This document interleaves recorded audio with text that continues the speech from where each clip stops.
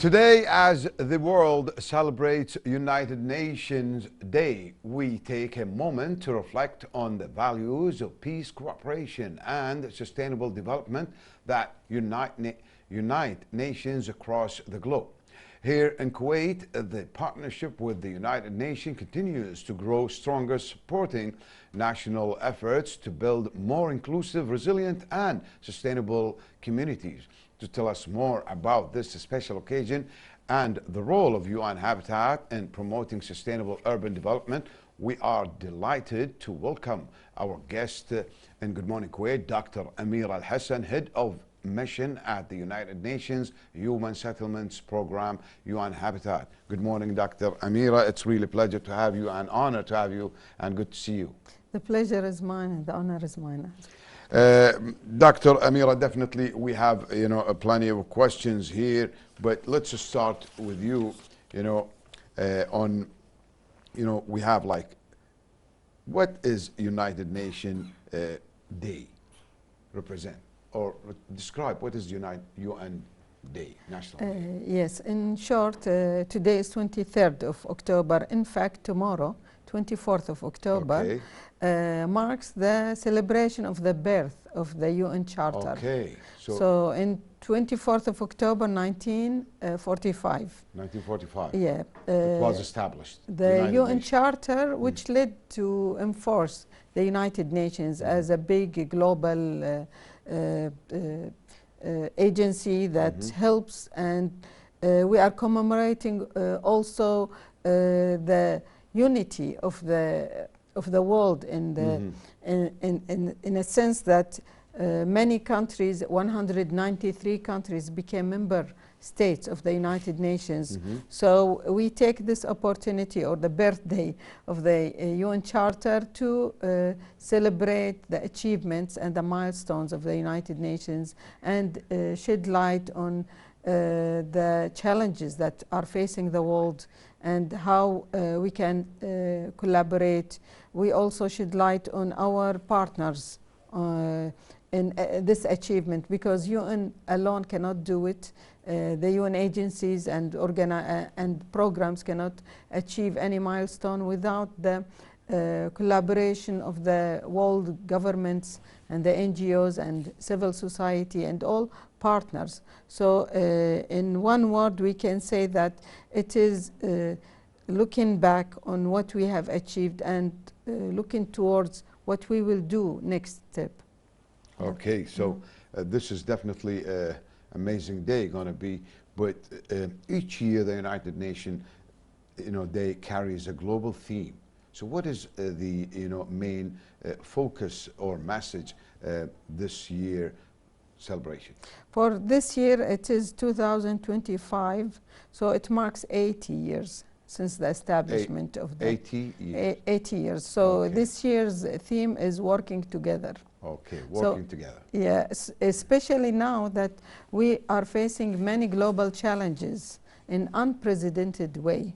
So working together to towards development, peace, human rights, and how we can all look at positive things that we can achieve together.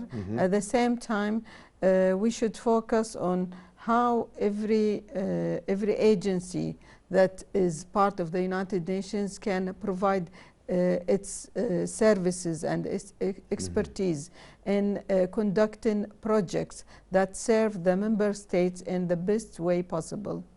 Amazing.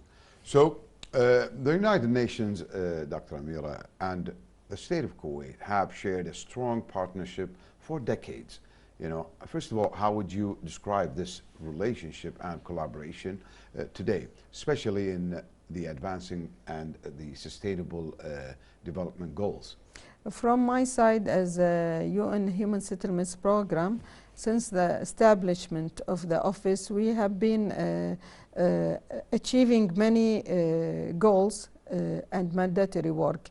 So Kuwait supports the existence of the UN agencies. From my side, I've been working with many institutes and many many governmental institutes and non-governmental in achieving the UN Agenda 2030, especially Sustainable Development Goals, is ratified by 193 countries in Paris Summit.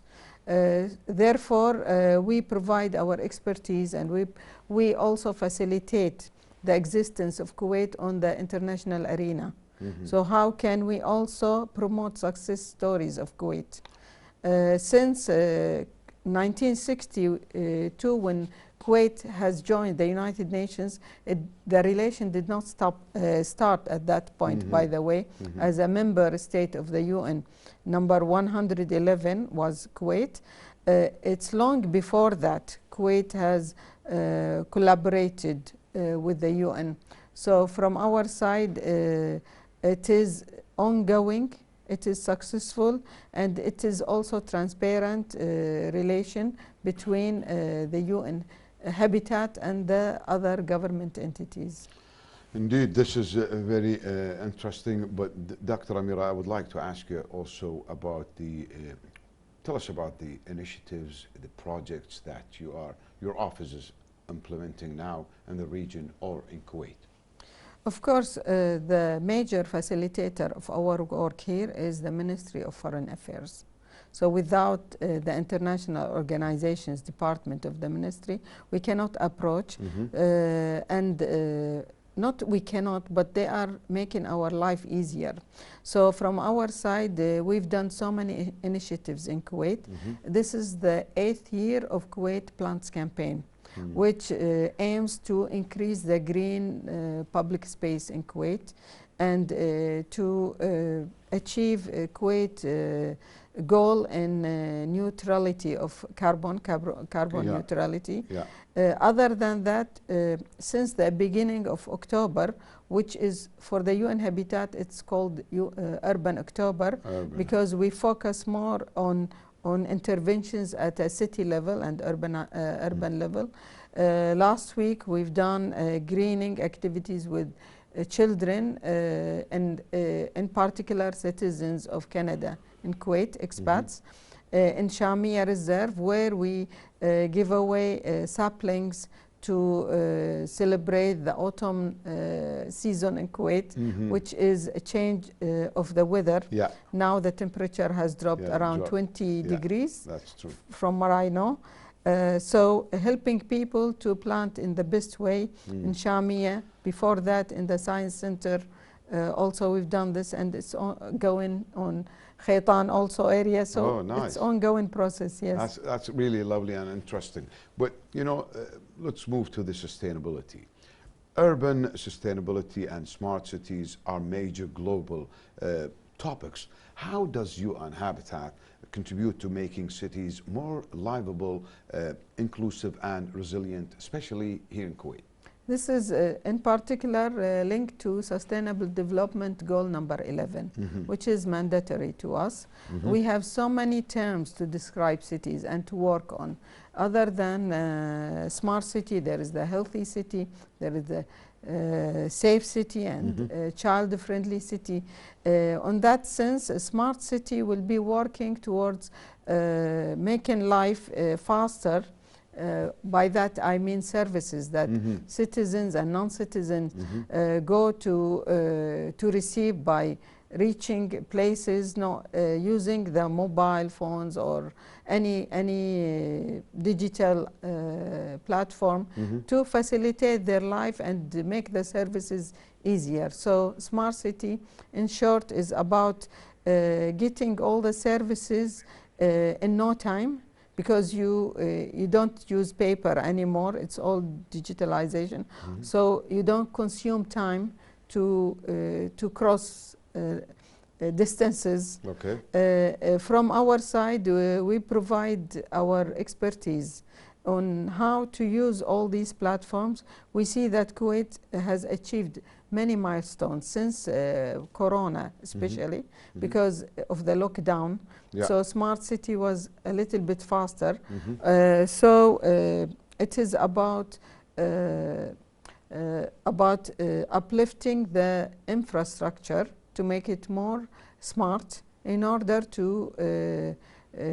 to be more successful in achieving this.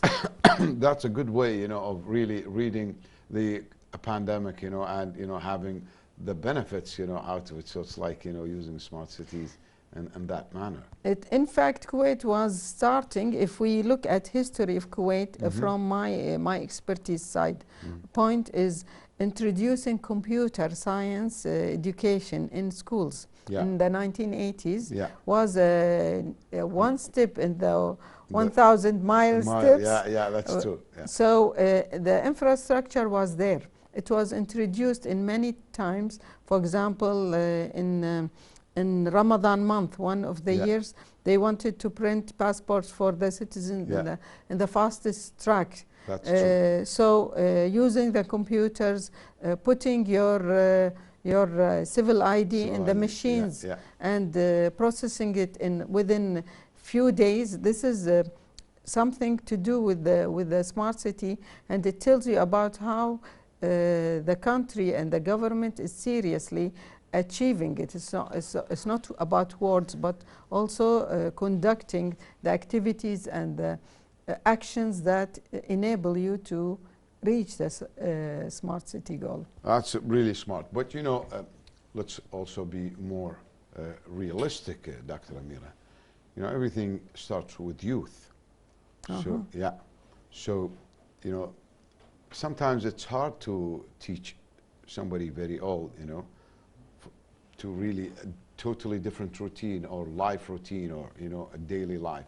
But, you know, with youth, it's easy. You can really implement all the ethics and, you know, principles you need. So, for example, now, I mean, how important is the youth? I like this question very much. Participation and community involvement in achieving the UN vision for sustainable urban development. Again, Kuwait is successful in terms of having youth making up 60% of the total population. And this case is not only in Kuwait, but also the Gulf countries. Youth are the power of any country. They are the engine of that leverages and that uplift the current situations of any country. In the case of Kuwait and the UN Habitat, they've been partnering with us in many of our interventions that resulted in positive outcomes as we desire in our work plan. Youth is very important in achieving smart cities because what we are talking about here is graduates from university who learned about the infrastructure. Also, with the smart city, other things come, other problems, such as viruses and somebody who might hack your account to steal the banking system. So, in that sense, youth can be equipped with the knowledge and the information, and they will help implement the smart city, as well as combating and working against any side, negative sides of this process. Because we are not talking about smart city also, there is the healthy city. So we can't be also standing in front of a platform, but also we need to achieve the gold medal of the Olympics. So likewise, everybody works together to achieve the smart city for the gold medal of the Olympics. So many people work together to achieve this ultimate goal. Exactly. So there's a lot of aspects to it. Exactly. Yeah. And I totally agree. This is very beautiful, you know, mitigation plan, you know, for the future, strategic plan. Wish you all the best. Unfortunately, we have a lot of questions, Dr. Ameera, and I would like really to go on, but you know, I know you have an appointment too. Exactly, yes. So thank you so much for having me, and thank you for celebrating the United Nations Day with the Kuwait TV. So we look forward to more milestones to achieve together. Absolutely, we are also, we will, you know, we are looking forward to see you more and more with another issues. Thank you very much. To work together. Thanks a lot. Absolutely. Dear viewers, that was great thanks and appreciation to our guest, Dr. Ameera Alhassan, head of Mission United Nations Habitat. We'll go for a break. Please stay tuned. Don't go away.